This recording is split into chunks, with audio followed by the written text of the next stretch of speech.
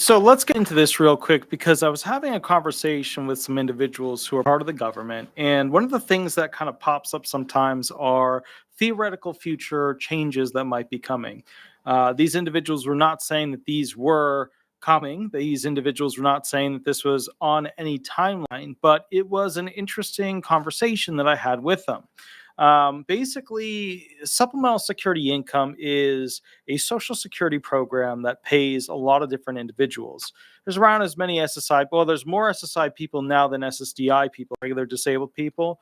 But the bottom line is that the SSI group is going to continue to grow as a result of the amount of immigrants that have come over and come through and basically been signed up for SSI through the 7-year program based off of Biden's administration. Now, as I've stated before, we need immigrants.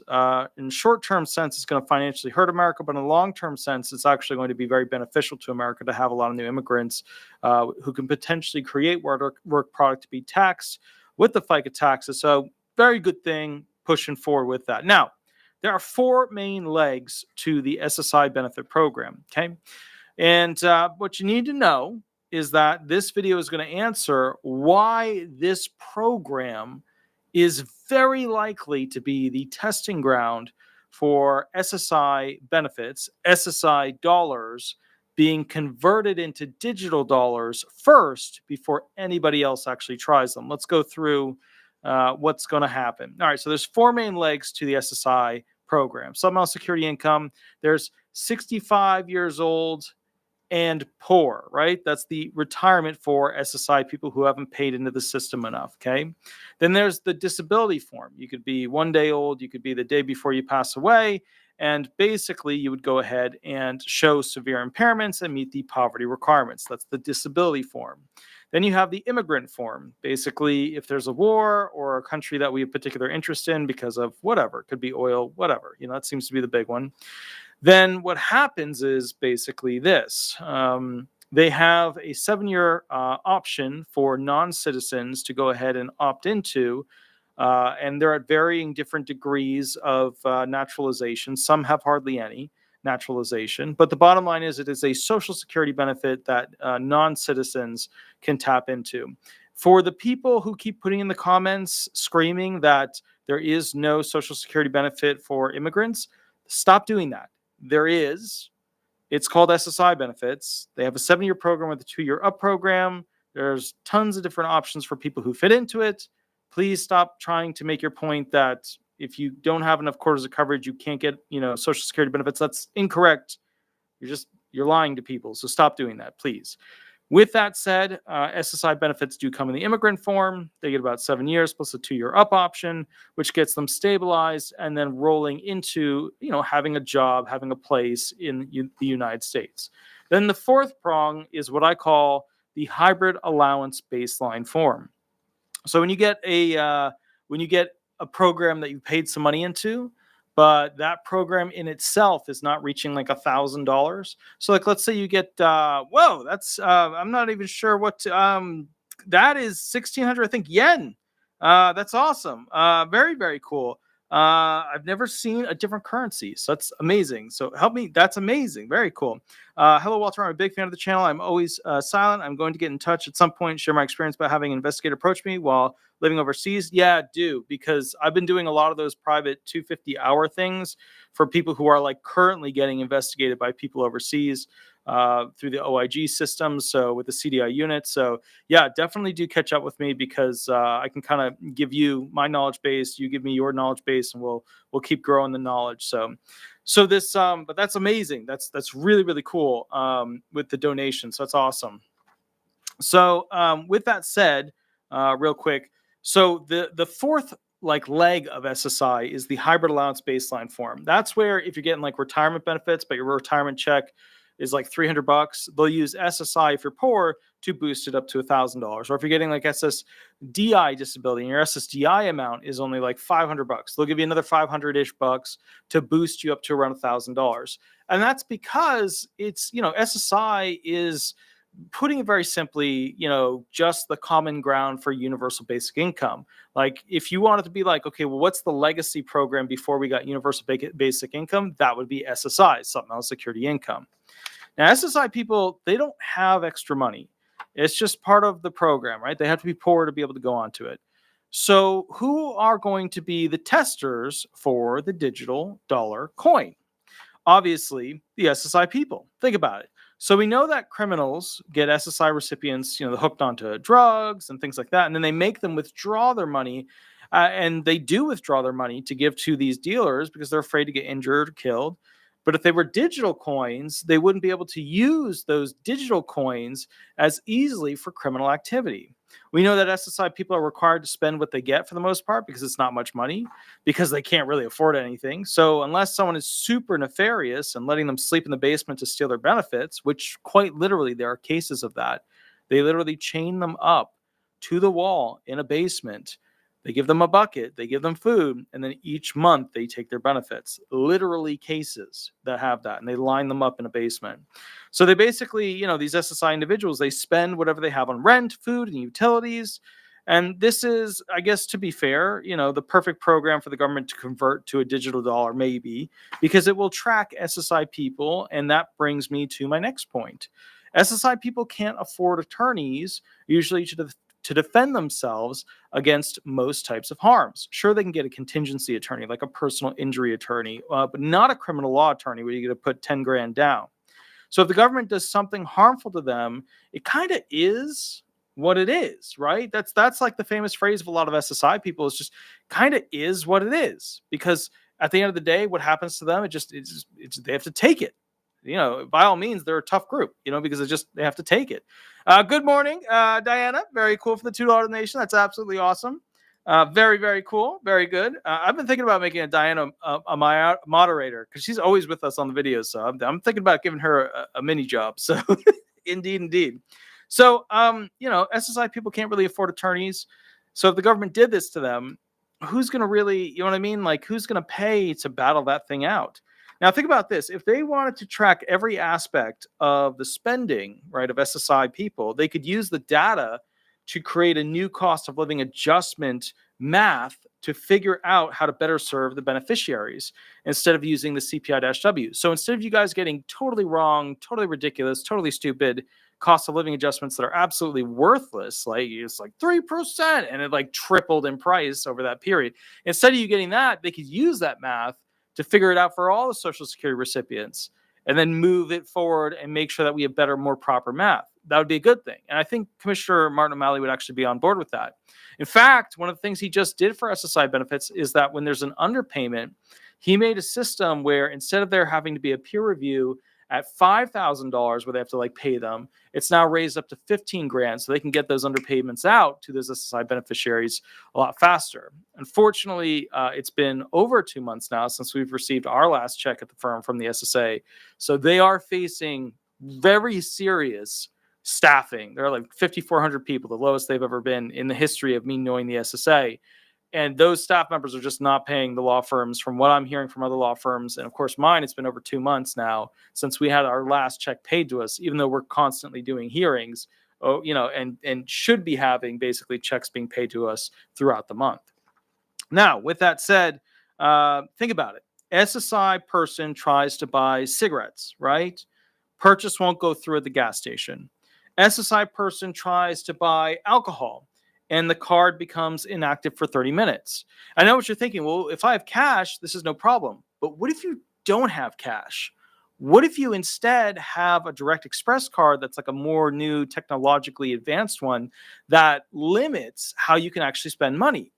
And so that's one of the things, is that they could potentially use this digital dollar as a way to track and prohibit SSI people from buying things that they are not really supposed to be buying with those funds, which does include, of course, obviously illegal substances. And there's quite a bit of frowning when it comes to cigarettes or alcohol. Okay. So let's say the SSI person tries to buy alcohol and the card becomes inactive for 30 minutes. Now think about it. The SSI program leaves the country, right? So let's say, the SSI person leaves the country. Let's say they move down to someplace in South America, right? Maybe for just 2 weeks, right? The card only becomes active once their GPS location goes ahead and realizes that they're back in the US. They have to touch their finger to the card. to have it actually validate, and then boom, their benefits are turned back on. Think about it. An SSI person who spends too much on non-essentials and the card auto requests returns from Amazon and says, no, they have to spend their money more on food. And think about it. The SSI person, maybe, what if they committed a crime and instant 30-day account access limitation where, they're not able to access their funds for that time that they basically went to jail? What about an SSI person who drives 10 miles per hour over the speed limit? They get docked $10 for each mile they drive, too fast when they're speeding. An SSI person gets someone pregnant, they're auto applied for child benefits, right? Or maybe they're penalized in some way. I mean, who knows what the future holds when it comes to that, We definitely do have a lot of individuals who don't have any financial backing who are having a lot of kids, and that is, and I'm not knocking those people. I know a lot of those people in that situation, but the point that I get to with that is, it's tough for the system to provide for them, but at the same time, guys, we genuinely need them because, like, people who have really bad, student loans, they're not making enough babies, like, at all. Like, I don't have any babies. I'm not making enough babies. That's a problem. Think about all the little smart little babies running around. I haven't made any of those.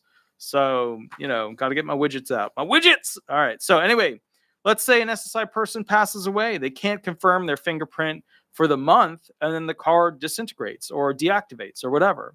Number 17, another thing is that there is potentially some abuse. Some of these SSI parents of these disabled children, right, that we see, where the money is not always properly accounted for or spent on them as it's supposed to. Like, so let me give you an example. I don't mean like the little stuff. I don't mean the stuff where like they're buying a TV for the family with the SSI benefits. I mean the stuff where like the parents will go on vacation and just leave the kid in the room to basically play video games while the parents are gone for, a 2-week vacation, and they don't even check on the kid to make sure the kid has food or whatever.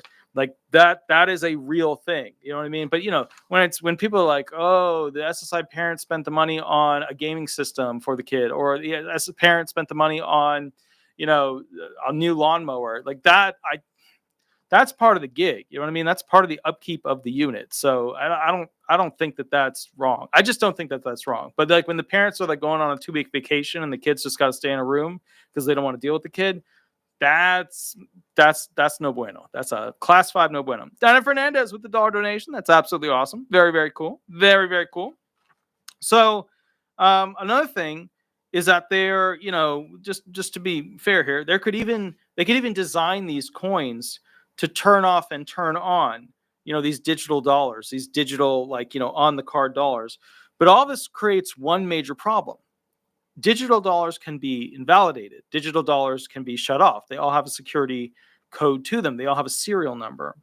So it's another step away from freedom to do things without complete and total government control, which I don't want. I don't want more government control. Like, I keep trying to figure out how to get less government. And then some people are like, oh, please, government, step in to save me from the sky, the moon, feminism, blah, blah, blah, blah. They just keep growing the list of things that they need to be saved from. And I'm just like, the government isn't supposed to be there for that. The government's there supposed to handle the roads, transportation, commerce, communication stuff, and basically war. That's the, war. And the reason we have and we like Social Security is that it's a social insurance. When shit happens, there is a large part of the population who does not know how to save for when shit happens. For those moments, we use insurance, known as Social Security insurance, or in this case, Social Security Administration administers those different types of insurance. So we like that, because otherwise you'd have a bunch of, old people, disabled people, ex-spouses running around, not having enough money, stealing and causing havoc. Of that group, I worry the most about the elderly because, they are sassy and they wear their sassy pants often. So I'm just going to be honest with you. You got to worry about them the most. They will make choices that don't make sense, but, ultimately they get to do whatever they want with it. So I'm just putting that out. All right. Now, with this said, my question to you is, what are the benefits and negatives of using SSI people as the first digital dollar testers? It is the legacy version of universal basic income, and the SSI people are the least likely to be high earning, high production individuals going forward, unless it's potentially, some immigrants that are on the program trying to get into the American dream. But let's call it like it is. You're not going to get high production out of impoverished disabled people or high production work product out of people that are over 65. It's just not going to happen, I mean, I'm sure there's rare instances. Of course, you'll find some NASA person or some this person or some that. Sure. But in general, you're not going to get that. So this is a form of universal basic income.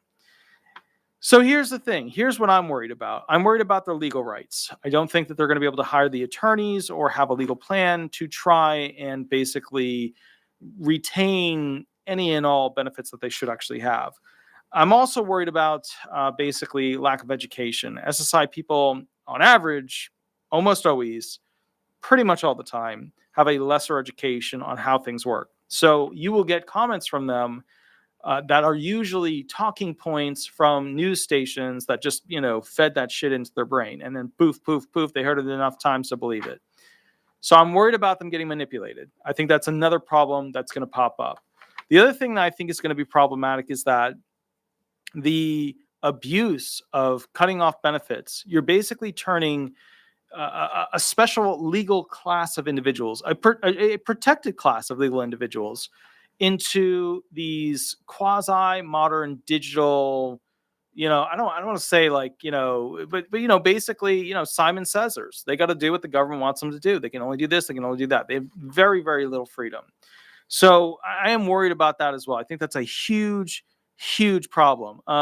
So Diana Fernandez, $2 donation, says, Walter, I'm not sassy. You are totally sassy sometimes. You got full-fledged sass. Totally. So what I'm saying is, and I don't like the idea of the digital dollar. I grew up on a farm. You know what I mean? If you want to go buy an implement, you pull out your cash, you find some piece of junk that needs welding, you buy it, you buy your welding rods, and you fix it. Yeah, I come from a farm mentality, so I don't like the digital dollars. I don't own any Bitcoins or Dogecoins or whatever. I don't own any of that stuff. I know how it works. I understand it. I think it's the future. Sure, there's no way to stop it, but I don't own any of that stuff. But I know within the next 5 years, they're going to have a pilot program, and SSI people are going to be front and center for who they want to test it on. So you tell me, what do you think are the benefits and negatives of using this type of future digital dollar to be tested on a specific class of individuals known as supplemental security income recipients? And where do you see the success and where do you see the complete failures that are going to occur with this? All right, I will catch you guys at the next video. We're going to be doing another relatively short video, and then we're going to be going to the live where I go ahead and answer questions from people who call in. It is 1:42 a.m. I don't expect anybody to call in for that video, but if you want to, you totally can. So anyways, I will catch you a little bit later. Have a wonderful, wonderful night, and I will see you in about literally 5 minutes. We're going to keep this train rolling. Catch you soon. All right, bye-bye, everybody. Bye-bye.